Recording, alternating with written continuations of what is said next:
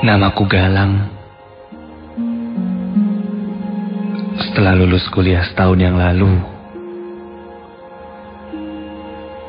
kini kegiatanku disibukkan dengan pekerjaan sebagai freelance untuk pembuatan video editing.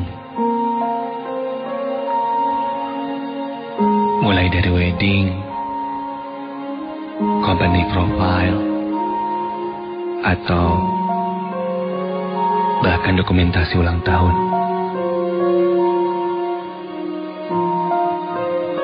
Awalnya memang iseng aja, mengingat emang aku adalah lulusan jurusan DKV dulunya.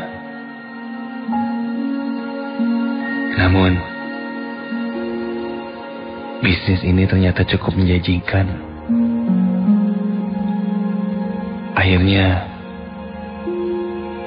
aku mengajak kedua temanku Fanji dan Handra untuk ikut bergabung dengan keahliannya masing-masing. Dan kami pun mulai mencari job kesana-kesini. Alhasil, setahun kebelakang, hampir setiap bulan, bahkan seminggu, hampir 2 kali kami mendapatkan tawaran kerja.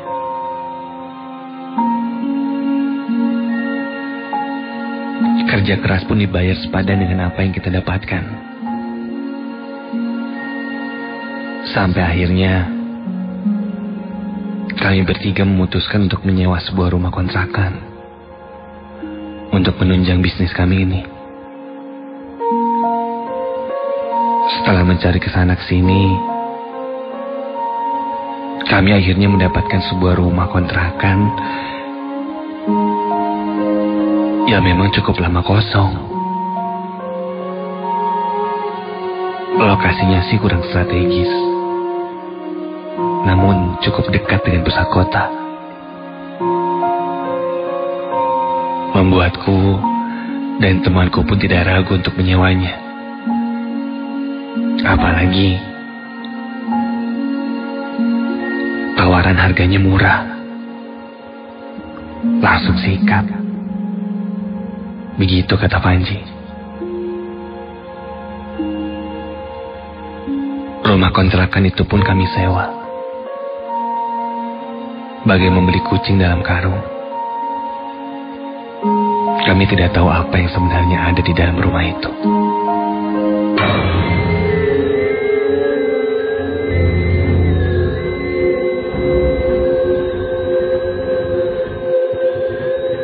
Rumah berlantai 1 dengan cat berwarna putih pudar berjamur dan pagar besi yang cukup berkarat.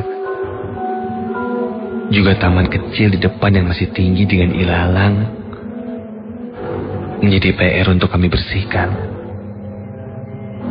Belum lagi beberapa ruangan yang juga lembab.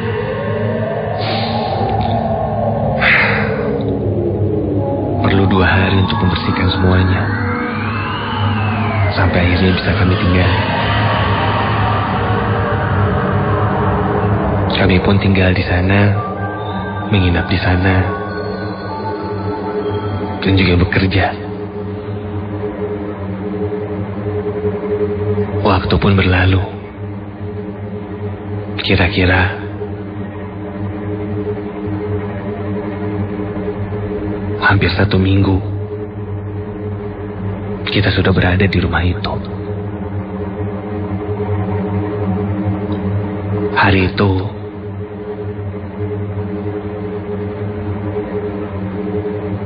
ada sebuah panggilan.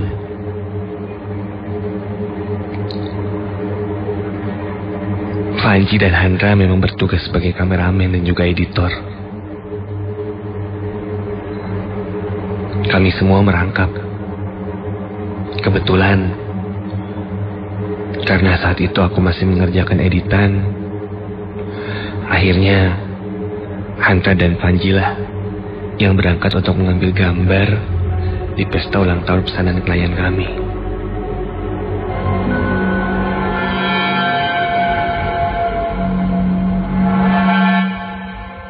Sebelum maghrib mereka berangkat. Aku pun ditinggalkan sendirian di rumah itu.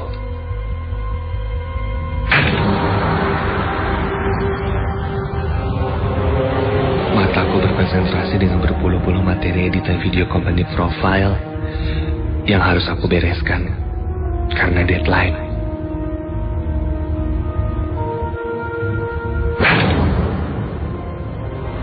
Entah sudah berapa jam aku dalam ruangan itu. Beberapa kali aku menyeruput kopi hangat yang kusimpan di dekat komputerku.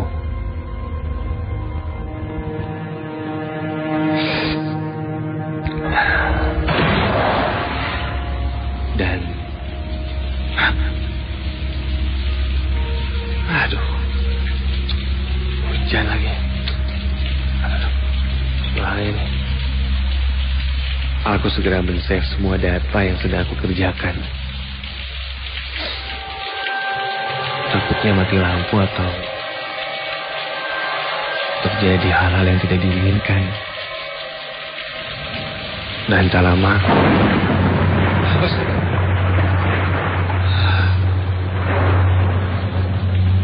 suara petir cukup mengagetkanku. Benar saja, semua lampu di rumah ini mati. Di lampu nih kayaknya semuanya.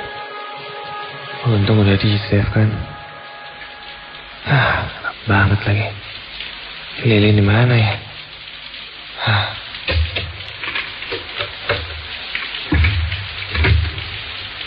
Mana sih? Oh, HP.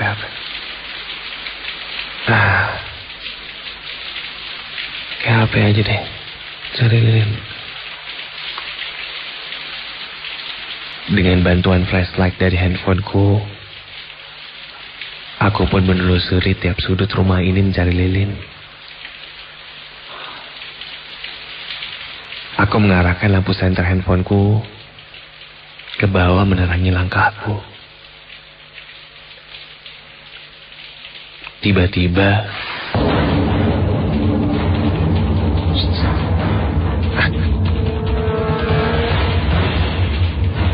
spontan aku arahkan lampu senter handphoneku ke arah depan.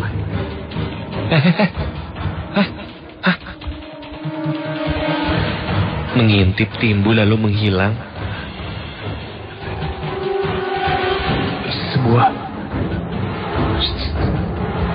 Sebuah sosok putih seperti berambut panjang hitam.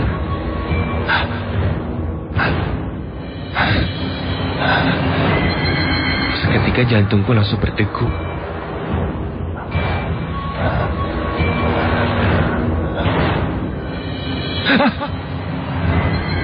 Sosok itu muncul lagi, mengintip dari sela-sela pintu dekat tembok. Sosok wajahnya tidak begitu jelas, namun sangat jelas terlihat rambutnya hitam dan badannya tertutup kain putih. Aku pun membuang lampu sorot itu ke arah lantai dan berjalan berbalik arah menuju keluar.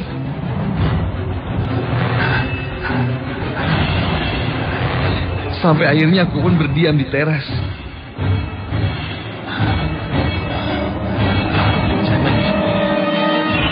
Aku ingin keluar, namun aku tidak bisa meninggalkan rumah dengan komputer dan alat-alat yang lainnya. Akhirnya aku putuskan menunggu di luar sampai lampu menyala. Masih terbayang jelas sosok wanita yang kulihat tadi.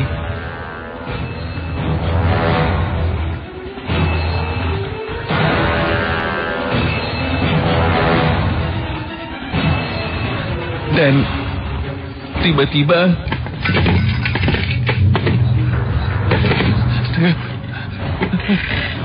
terdengar suara gaduh dari dalam rumah ini. Aku masih terdiam di luar depan teras sambil melihat ke arah jalan. Terdiam kaku tidak bergerak. Kakiku mulai sedikit gemetar.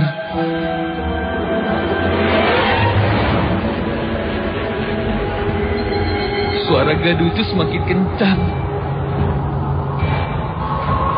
Diiringi suara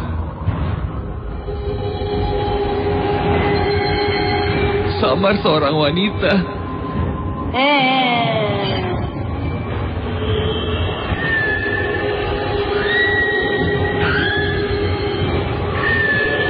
Ada rasa sedikit penasaran saat itu. Aku mengumpulkan semua keberanian. Dan ketika aku menengok, berbalik, melihat ke dalam,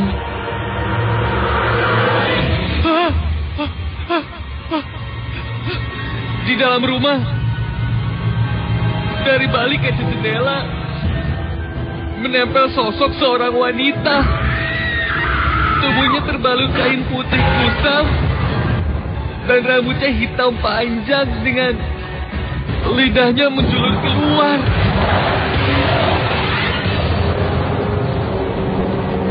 Matanya melotot membelalak kepada aku.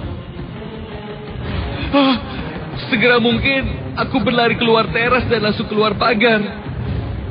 Di tengah hujan gerimis itu pun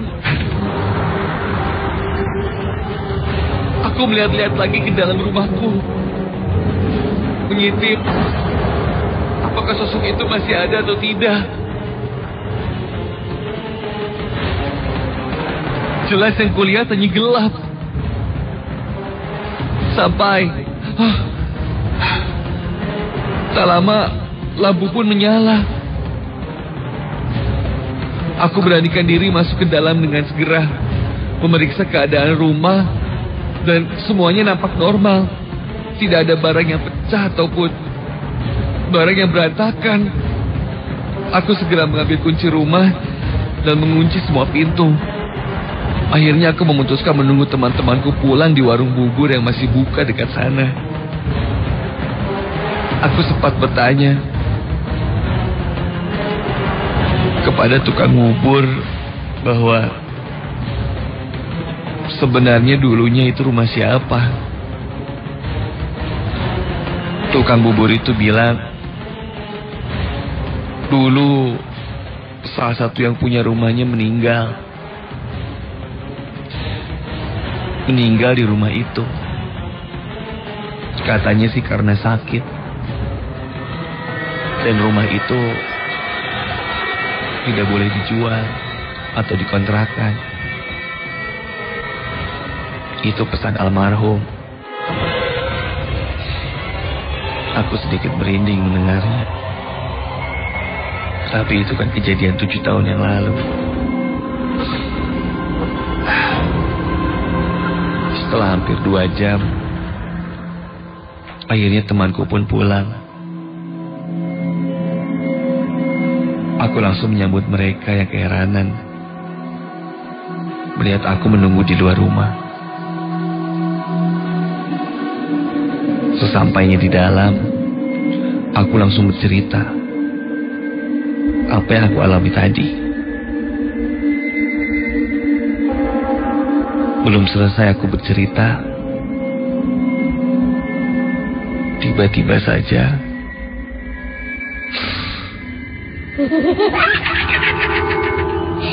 lampu rumah ini mati.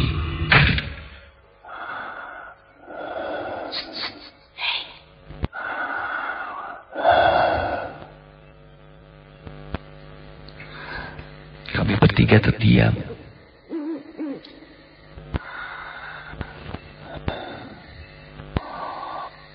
Aku pun berinisiatif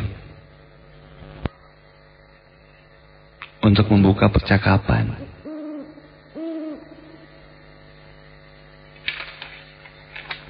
Assalamualaikum. Mohon maaf.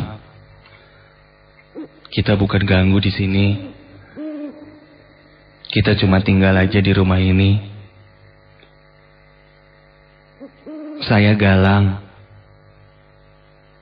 Ini kedua teman saya.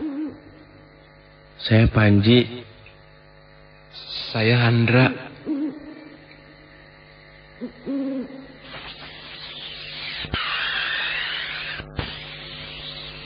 Saya Rahmi.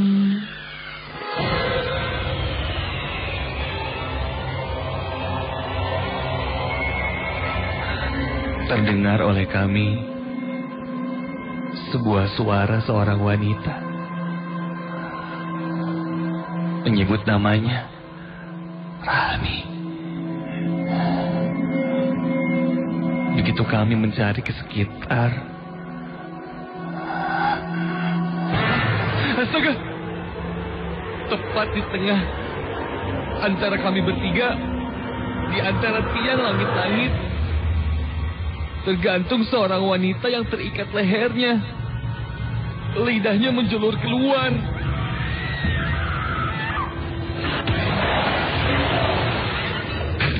Itu Rahmi. Kami semua pun akhirnya lari dengan cepat keluar dari rumah itu.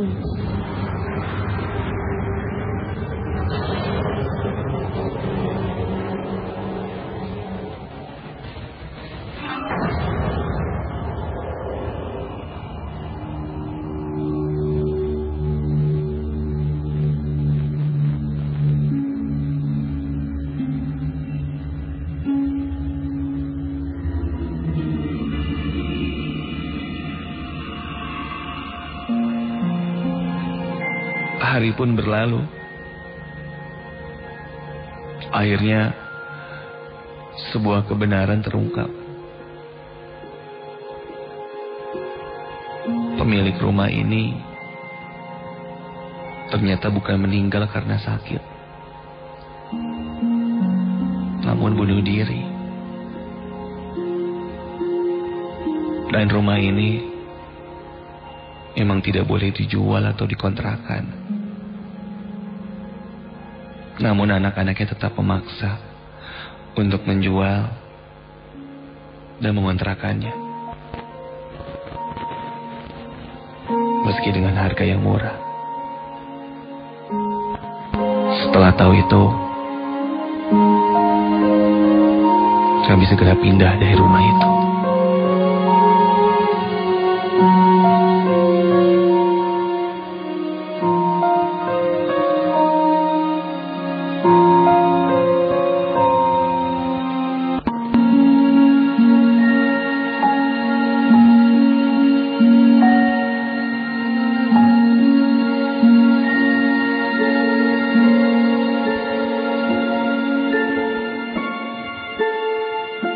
Namaku Aulia.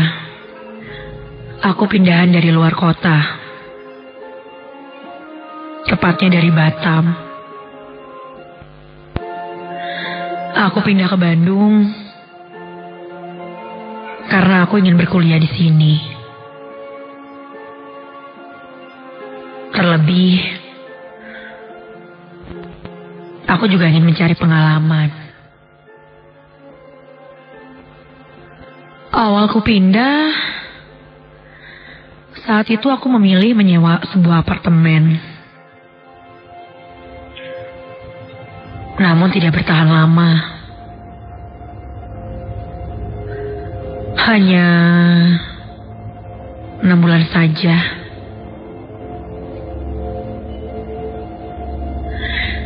Temanku menyarankan agar aku ngekos saja, supaya harganya lebih murah. Walaupun memang sih,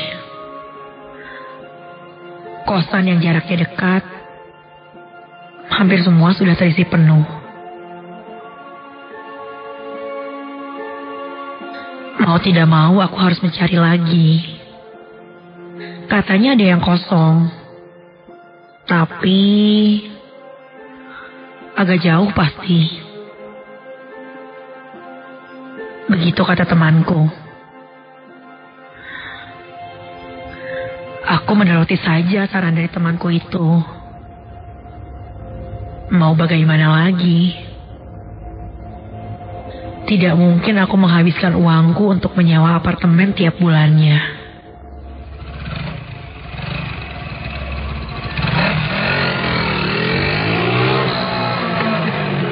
Sudah 2 hari aku mencari kosan. Tentunya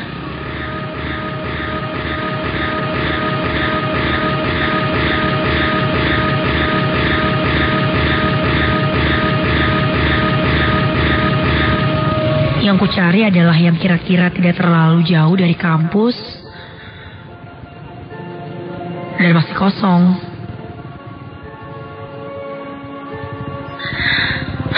Tapi nihil. Kosan yang berada tidak terlalu dekat pun sama saja. Semuanya penuh.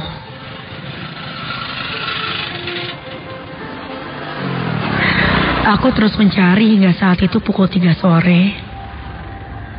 Aku menemukan sebuah bacaan kos dan tanda panah masuk ke dalam di sebuah gang kecil di dekat kompleks pabrik-pabrik yang menjajar di daerah sana. Aku langsung masuk ke gang tersebut. Jaraknya tidak terlalu jauh dari jalan raya.